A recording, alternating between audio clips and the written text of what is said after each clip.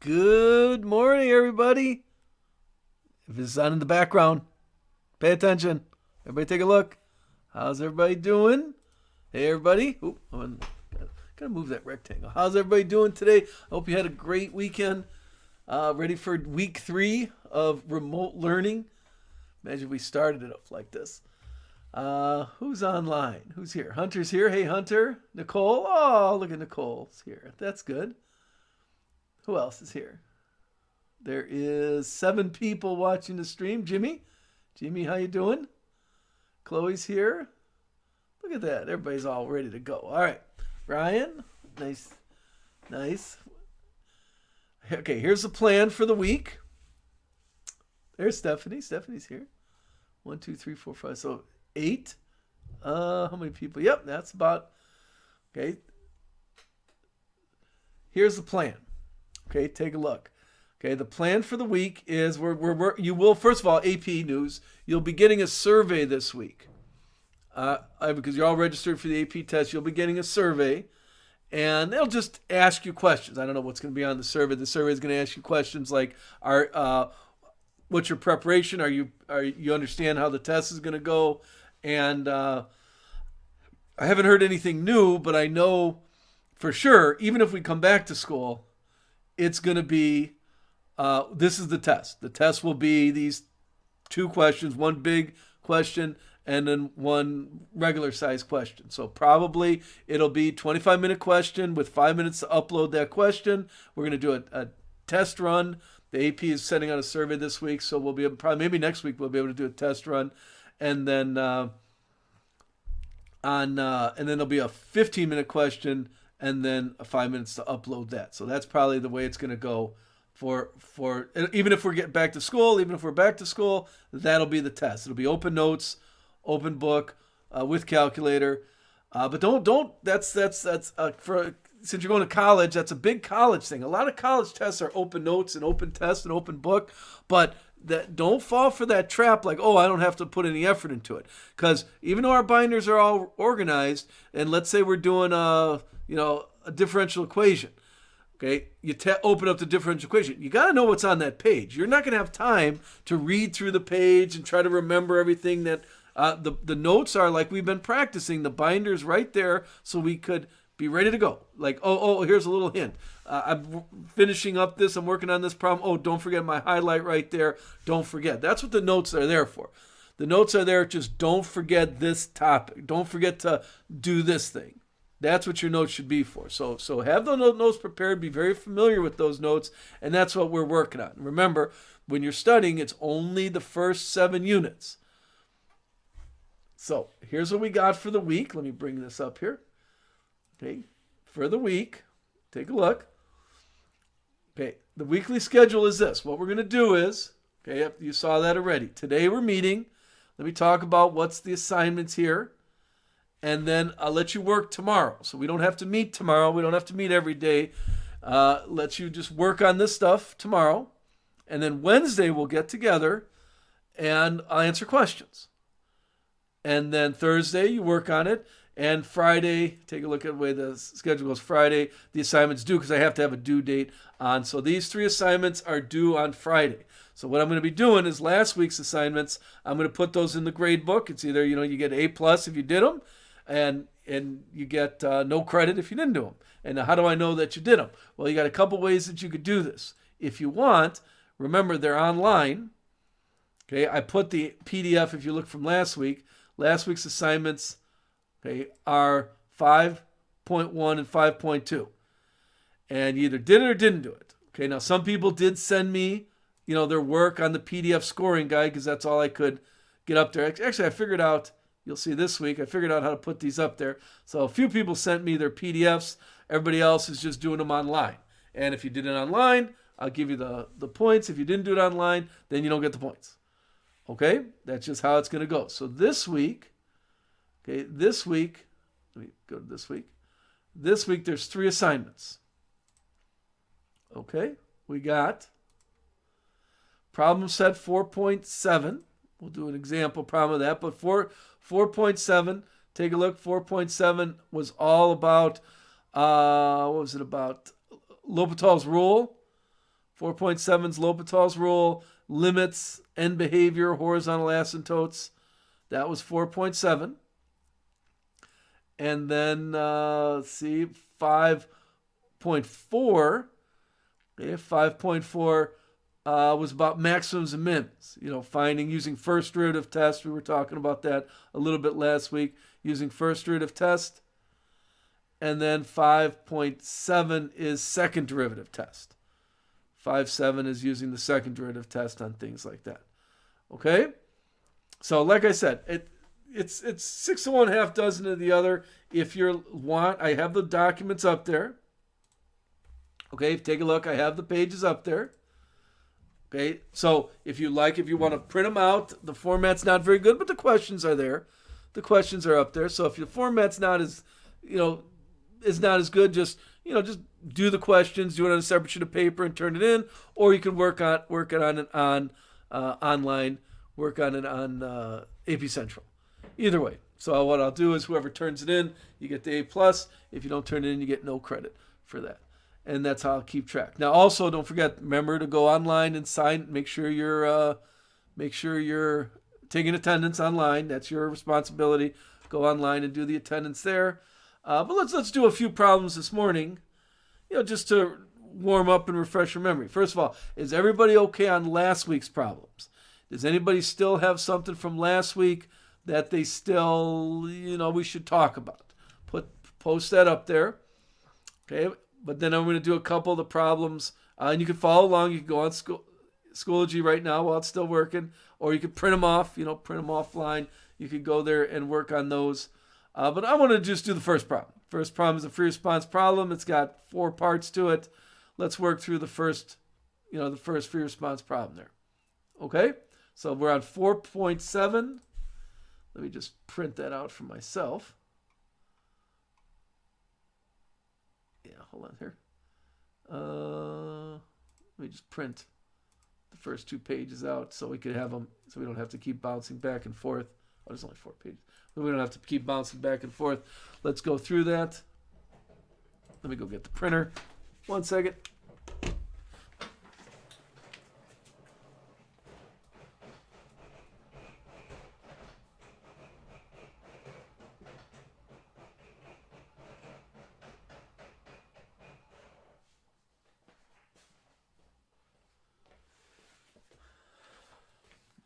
All right, I'm back. All right, so let's take a look at the problems here. Or you could play along at home. You have it on Schoology, but you never know when Schoology is going to crash. All right, first question. Okay, here's what it looks like. It says we got f, g, and h are all twice differentiable functions. Here's the information that they gave us for that one. G of 2 equals h of 2 equals 4. We got a line that's tangent to both graphs at 2. A lot of information. Okay, find h prime of 2. Now remember, they didn't give us any information here. Okay, they just gave us, they didn't give us an equation. Okay, so if I'm doing 1a, here's how my homework would look. If I'm doing 1a, it says find h prime of 2. So let's look at the information. Okay. All right, so this line right here, and remember, they don't give you useless information. There's a reason for that. That line right there is tangent to both g at 2 and h at 2. So what do you know if a line is tangent to a graph? Here's a dramatic pause. What do you know if something's tangent to the graph? They have the same slope. Okay, so h prime of 2 is the exact same slope as this line, since this is the tangent line. That's why they give you the tangent line, to find the point and find the slope. Okay, so there's the tangent line right there, and the slope here is 2/3. So h prime of 2 is 2/3. Just a 1-pointer. You should be able to interpret that from what was given. Okay, how's that? That should be just a little warm-up. Okay, 1b. Now it gives us a of x is equal to 3x squared. Oh, we got to put the glasses on. 3x cubed times h of x. And they want to find a prime of 2. Okay, so what do we got to do? We got to take the derivative. How are we going to take the derivative? Exaggerate it. Exaggerate when you're taking a derivative. Okay, put the times inside there. Okay, because now I know I got to do product rule. H prime of x, and here's where I would call on you in class, but I'm going to do it here. First derivative, we could drop the power down. That should be 27 x to the second times the first, plus derivative of the second, h prime of x times the first, 3x to the third. And so, a prime of 2, wherever I see an x, I'm plugging in a 2. Nothing has changed. 2, let's plus h prime of 2 times 3 times 2 to the third. So you just plug it in. Take your time on this. All right, let's see what we got. H of 2, did they tell us h of 2? Yeah, h of 2 was 4. And h prime of 2, we just figured it out, was 2/3. Times 3 times 2 cubed. And that's pretty easy to solve for that. We'll let you do that. Okay, here's what I wanted to go to. So those first two are little warm-ups. Okay, but since you're following along, it's easy to do. Make sure, like now that you saw the video, don't just copy it down off the video. Make sure you try it, and then you can look at it and say, oh, yeah, we did that one. Here's the one I wanted to get to. Okay, this is a tough one. Okay, everybody take a look at C. Okay, C says the function, let me put it up here. Okay, C says, okay, if you could read it, maybe I'll zoom in here. Let's see, can I zoom in? How about that? Nope, that didn't help. All right, right there. It says you got a function. H of x is equal to x squared minus 4, 1 minus x, f of x to the third. Okay, it is known that can be solved using L'Hopital's rule. Use that fact to find f of 2 and f prime of 2. Show your work. Okay, so you should have your L'Hopital's rule binder. This is what we wanted to get to. You should have your L'Hopital's rule binder right in front of you. Okay, and it says, let's write it down here. It says h of x is equal to x squared minus 4 over 1 minus f of x quantity cubed. All right? It said that. And it says I could use the limit can be evaluated and use L'Hopital's rule. Now, what does that mean? What does that mean? The limit as x approaches 2 of h of x can be evaluated using L'Hopital's rule. Okay, so what does that tell you? That tells you if L'Hopital's rule is going to work here, okay, that says that when I plug in 2, take a look, I get 0 on top. Okay, so if it says we're going to use L'Hopital's rule for this, x squared minus 4 over 1 minus f of x cubed, that means the limit of the top is equal to 0, which hopefully is pretty obvious. I plug in 2, I get 0. But that also means that the bottom has to equal 0 also at 2. You see that? L'Hopital's rule says when I plug in this bound, I should get 0 over 0 or infinity over infinity. You see what I mean? If I'm trying to evaluate that derivative, I better get 0 over 0, infinity over infinity. Right? So here, I'm getting 0 over 0 because I plugged in 2 to the top, and I'm getting 0. So the bottom has to equal 0 also at 2. Now, so we'll look what that just said. That said 1 minus f of 2, when I plug in 2, must equal 0. If it says you could do this using L'Hopital's rule. Because L'Hopital's rule says when I plug in, I get infinity over 0 over 0. And if it says you could use L'Hopital's rule here, that must get me 0 over 0, because when I plug in 2 on top, I get 0. So this has to equal 0. Well, okay, that's just move the 1 over. I got 1 is equal to f cubed, so this f of 2 must equal 1. That's the only way it's going to work. If it's equal to 1, then I get 1 minus 1, I get 0. If it's f of 2 is not equal to 1, then I get 0 over 50, which is 0, and L'Hopital's rule is not working right there. So since they said you can use L'Hopital's rule to solve this. We know it's 0 over 0, infinity or infinity. All right, here's where you got to talk to me. Did that make sense? We're not done yet. How is that up to that point? Did that make sense? Okay, because now, what does L'Hopital's rule say? Okay, now that we know we got 0 over 0 because we took the limit of the top and we took the limit of the bottom, now that we know we have 0 over 0, L'Hopital's rule says I could take the derivative of the top and the derivative of the bottom and try it again. So what does that mean? All right, the derivative of the top is 2x. Let's do the derivative of the bottom. Oh, look, we have chain rule in there. We're going to do power rule and then chain rule for the bottom. So derivative of 1 is 0, minus 3 keep to the second times the chain rule, f prime of x. You see, keep what's inside. Everybody see that? That's what L'Hopital's rule says. Okay. Now we know, first of all, we know h of 2, it said in the original problem, h of 2 is equal to 4. Back up here. H of 2 is 4. So this is h of 2, so we know this should be 4. Not 0 over 0 anymore. This should be 4. Well, how are we getting 4?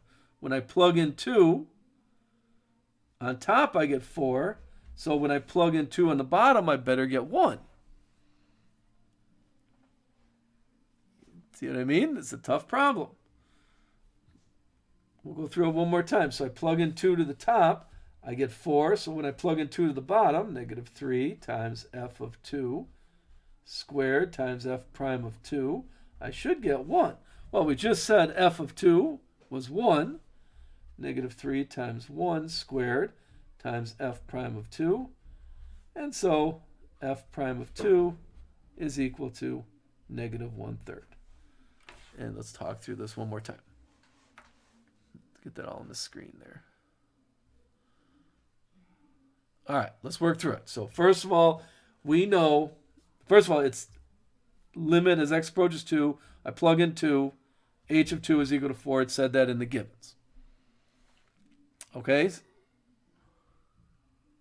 Why does it? Okay, we'll get there. So I plug in 2. I should get 4. It says f of 2 is equal to 4. But it says you could solve this using L'Hopital's rule. Okay? F of 2 is equal to 4 because it says right here in the givens, I'm sorry, h. H of 2 is equal to 4. Okay, so this is h of 2, so this is equal to 4. So when we're evaluating this, we better get 4. So it says let's use L'Hopital's rule to evaluate it. Now refresh your memory on what L'Hopital's rule says. L'Hopital's rule says when I plug in this, if I get 0 over 0, infinity, infinity, I could take the derivative of the top and the derivative of the bottom and try it again.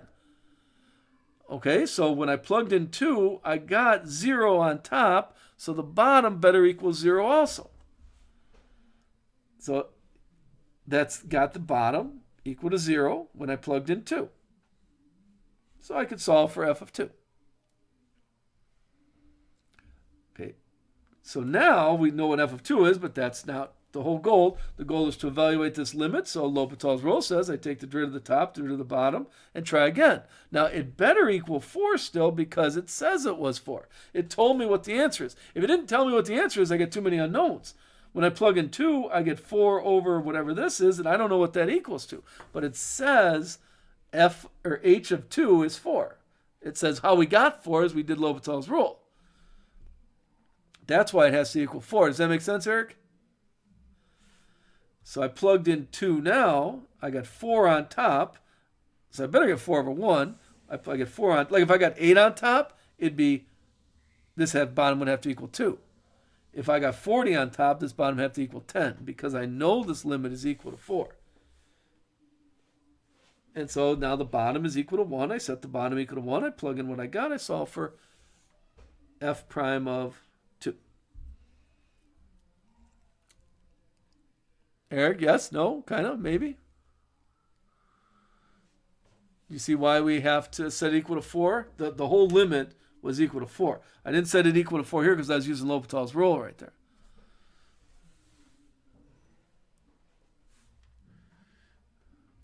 Right, but I thought you're asking why, what's the difference between why is that set equal to 0 over 0 and why that's set equal to 4 over 1?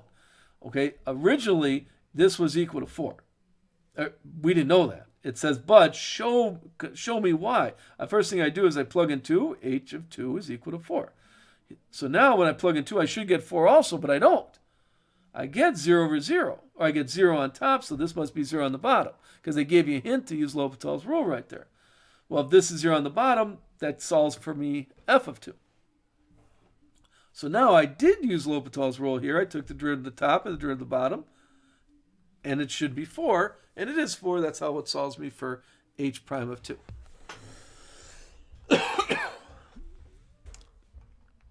Does that make sense? And that's so the first chapter, this section 4.7 is about using L'Hopital's rule, and this was one of the harder ones in this section.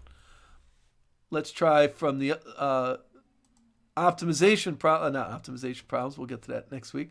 Let's try finding maximums and minimums. Okay, let's take a look, and let's do a graph one. Okay, let's use a graph here. Look at, if you're following along, let me put it up here. Okay, take a look at this graph right here. Okay, take a look at this graph right here. Okay, we got a little graph right here. And this is the graph of f of x is shown above. This is the graph of f of x there. Okay? Let me just print out this page here. What page is this? Page 1? Just page 1, just so we could get the graph for everybody to see.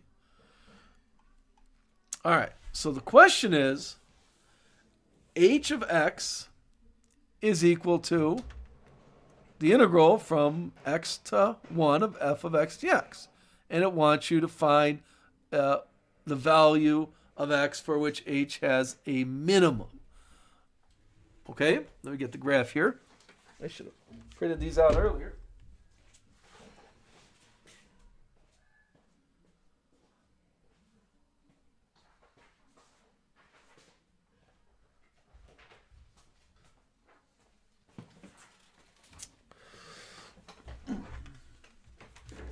Okay, so let's go to, here's a question.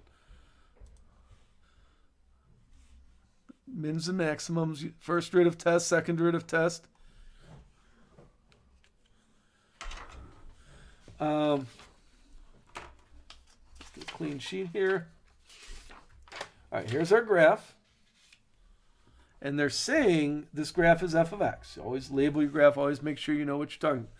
H of x is equal to the integral from 1 to x of f of t dt. So I used x, you could use t, it doesn't matter. Okay, so now we would like to find the minimum value. How do we find mins and maxes? Okay, you should be looking at your binder right now on mins and maxes. How do you find mins and maxes? Step 1, take the derivative. H prime of x. All right, how do you take the derivative of an integral? Good review of fundamental theorem. We had a little movie. Here comes the derivative, hits the integral. Big explosion. F of x times the chain rule minus f of 0 times the chain, f of 1 times the chain rule. But since it's a constant, we know that drops out. That pen. So h prime, so really, h prime is equal to this. This graph is really h prime of x. That's the graph of h prime. Okay, so how to take the derivative? H prime, what do? We want to see where it equals 0. Well, h prime of x is equal to 0 at 2 points. Looking at the graph, use your information. It's equal to 0 at when x is equal to 5 and when x is equal to 7. So, first derivative test, notice closed interval. Okay, first derivative test says check regions. Okay, what's going on? What's h prime? Label your graph h prime of x. Check regions. h prime of x is positive. Between 5 and 7, h prime of x is negative. Okay, so what about 1? And like we said, we had a nice little trick. We said as this goes up and down. Okay. So now it says we want to find h has minimum values. We want to find the minimums. Okay. So this here is an endpoint, and the h prime is positive after, so that's a minimum. This is a critical point, and h prime changes from positive to negative, that's a maximum. This is an endpoint, and h prime is negative before, that's a minimum. That's the wording we use. Okay, so minimums, okay, so let me keep it all on the same sheet here. So using our table right there, minimums are, okay, since x equals 1 is the left endpoint. Now remember, don't talk about endpoints if it's not including. If it's open circle, is the left endpoint, and h prime of x is positive after, x equals 1 must be a relative minimum. And then since, same thing, x equals 7 is the right endpoint,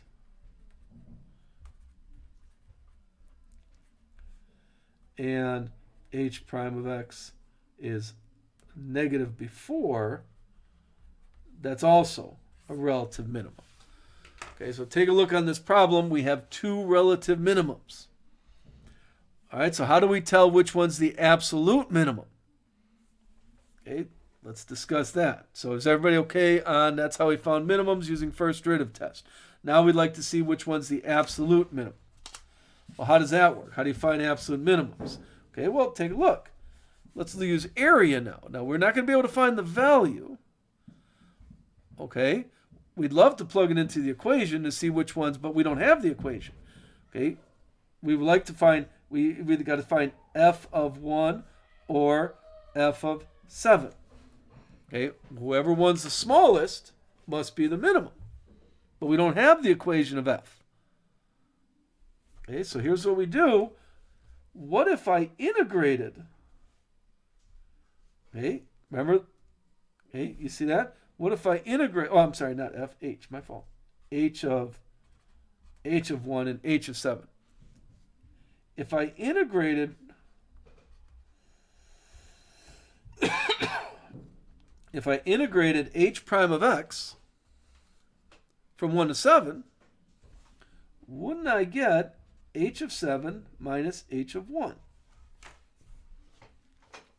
See, I'm comparing the two. I want to see which one. I don't have the graph of h, so I'm never going to find any values. So how do I tell which one's still lower? I do the integral. Isn't the integral from 1 to 7, h prime, isn't that h of 7 minus h of 1? So if h of 7 is bigger, this subtraction is going to be positive. If h of 1 is bigger, this subtraction is going to be negative. So let's look at this area right here. Do you think the integral from 1 to 7 is positive or negative?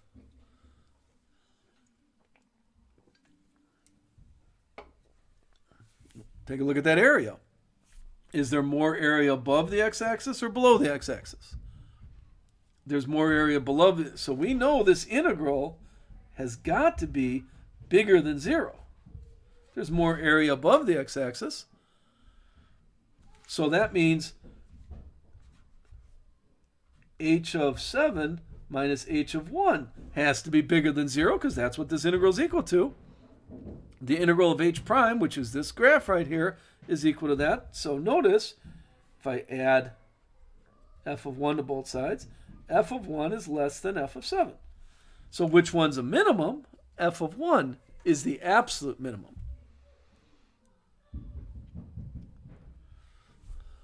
Is that making sense to you? Let's talk through it all one more time. Okay, we were given a graph. And the question says, find the location of the absolute minimum value. We're not going to find the actual value because they can't ask that. They said find the location of h, okay, and they gave us h of x is the integral from 1 to, I forgot the question. Where's the question? Is the integral from 1 to x of f of t dt. And this is the graph of f of t. Okay? So how do we find minimums and maximums? Okay, we plug in, okay, we take the derivative. All right, how do I take the derivative? Fundamental theorem. I'm taking the derivative of an integral. If I take the derivative of an integral, remember that all drops out, so this h prime of x is equal to f of x. And so we can look at the graph here, and it's hopefully pretty obvious that it's equal to 0 at 5 and 7. So I wrote down 5 and 7. 7 was an endpoint, so I got the endpoints. Why did I include the endpoints? Because it says including, and 5 was a critical point. First derivative test says I test regions. Second derivative test, I'd have to take the derivative again. But first derivative test says test regions. So I tested the region. This went positive and negative, so that must be a minimum. That must be a maximum. That must be a minimum. Don't forget how you present that. You got to talk about the change. Oh, it's an endpoint, and after that endpoint, the first derivative is positive. That must be a minimum, relative minimum. You see, you got to talk about that. So we had two values. Now, what Eric said is, he said just plug them in. Okay, we can plug them in. H, if I have the equation, h of 1 is equal to the integral from 1 to 1 of f of t dt. Well, hopefully that should be pretty obvious. That's 0. But h of 7 is the integral from 1 to 7 of f of t dt. Well, that we're never going to be able to find that value.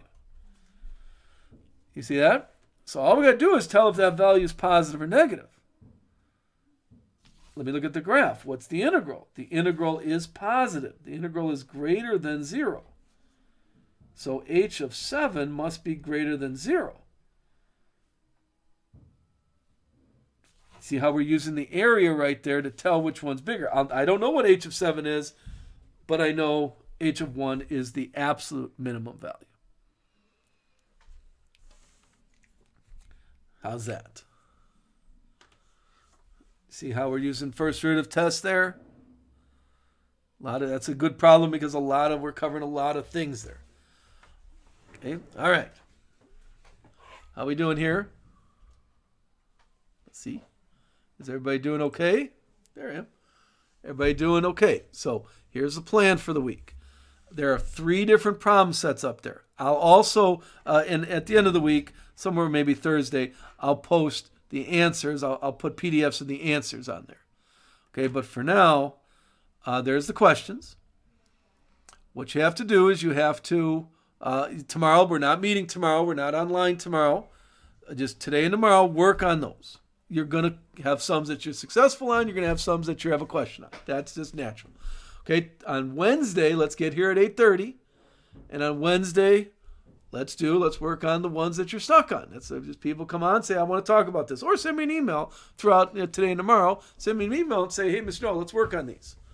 Okay, and then that'll be the first ones I start on Wednesday. And then Wednesday and Thursday, you keep working on them some more. Friday, same thing. We'll come back on. I'll post the answers maybe Wednesday or Thursday. I'll post the answers online so you can check your work. Now, how do you turn them in? You got to turn them in on Friday. You could either do the PDFs or send me your work. You don't even have to, do the questions. You could just, like we did, just, 1A, 1B, 1C. Or you could just do them online also if you want to do those online. But remember, I'm working on more free responses, so you're going to have to upload. You're going to have to upload those. And practice that. You better practice uploading because that's what you're going to have to do for the actual AP test. So however you want to do it. Okay. And then the grade is due on Friday, and because we're supposed to have a due date for things. So it'll be due on Friday. Okay? Does anybody have any questions? All right, I'll let you to it. There's 8 people viewing right now, so that's good. Better would be 20 people viewing right now. And remember, if you get stuck during the day, I'm here all day. I don't get to go anywhere or do anything. So I got to go teach my kids right now. So Is everybody good? No one saying anything? So you all have a good day. Start working on that and let me know if you're stuck on something. Okie dokie. Bye-bye.